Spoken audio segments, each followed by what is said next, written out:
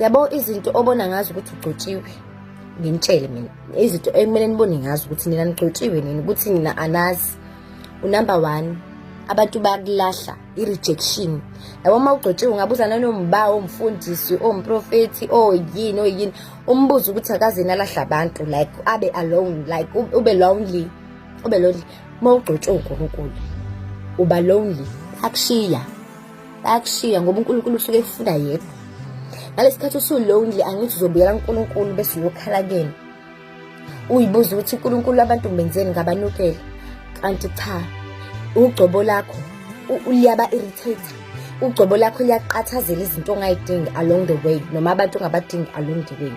So that is why uzobona uluza izinto, uluza abantu, because wena ugcotshiwe uNkulunkulu ufuna ukukusebenzisa, but akakwazi ukukusebenzisa ungakamthembi, ukufundisa ukumethemba.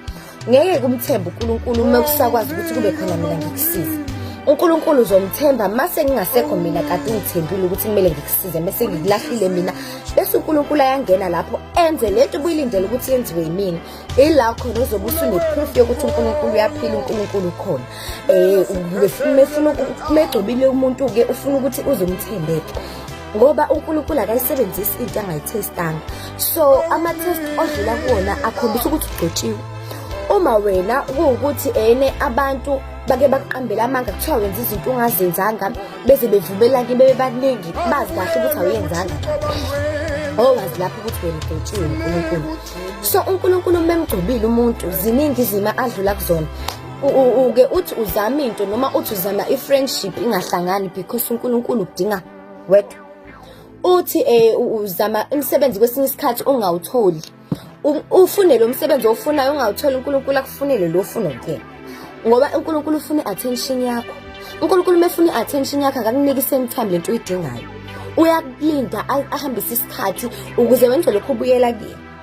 Angithi uyakwakha ngesikhathi ushayeka wena uyakhipha, angithi noJesu ngesikhathi bemshaya isiphambaneni bemqongqotha kwakhiwa i-foundation e-strong yokuthi njengoba nathi mezi sezishaya izinto mesibuyela kuyena uNkulunkulu noma kubuye kuyena uJesu, ilapho khona sithola amandla ngoba yena wabuthola bonke ubuhlungu. So abukho ubuhlungu angaba-understand esidlula kubona. So into engifuna ukutshela yona ukuthi wena ugcotshiwe, phela zifunde uhlale noNkulunkulu, ubuze ukuthi inkosi yini engakwenzela yona, yini uNkulunkulu odinga ukuthi ngiyenze, yini uNkulunkulu odinga ukuthi ngikufezele yona.